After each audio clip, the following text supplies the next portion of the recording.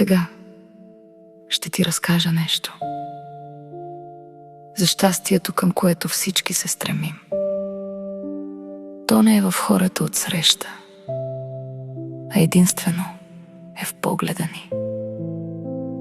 Щастието е, когато сутрин рано очите си можеш да отвориш, когато до теб има любимо рамо и някой, с когото да говориш.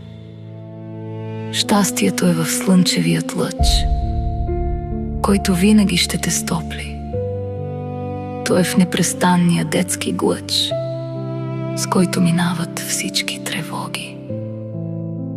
Щастието е в птича песен, която носи се над лъж и шир, и ти стоиш и слушаш тъй унесен, а в душата ти настъпва мир.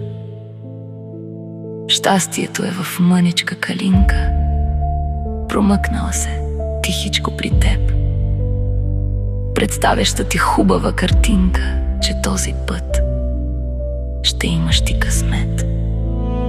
Щастието е в прекрасната природа и в тъй уханните цветя. То е горе в небосвода и във всяка малка красота.